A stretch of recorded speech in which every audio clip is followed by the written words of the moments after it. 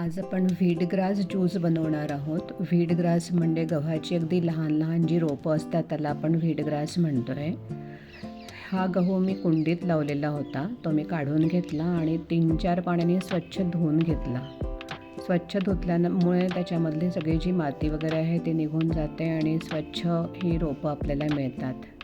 ती मिक्सरच्या भांड्यामध्ये घ्यायची, त्याच्यामध्ये थोडं पाणी घालायचं आणि छान बारीक त्याला ग्राइंड करून घ्यायचं. बारीक ग्राइंड केल्यानंतर त्याची छान आपल्याला फाईन अशी पेस्ट मिळते, ती आपण गाळून घेणार आहोत. आणि गाळून घेतल्यानंतर वरती जो चोथा आपल्याला मिळतो आहे तो चोथा परत आपण याच्यामध्ये भांड्यामध्ये घेणार आहोत मिक्सरच्या.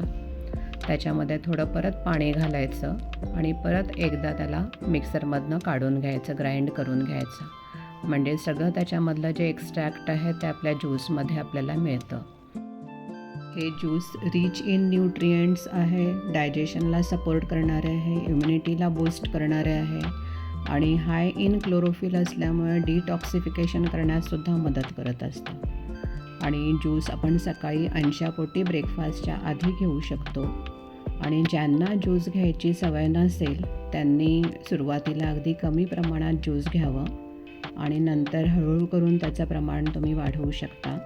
आणि अशा प्रकारे अगदी कमी वेळेमध्ये सोप्या पद्धतीने आपण व्हीटग्रास ज्यूस घरच्या घरी बनवू शकतो.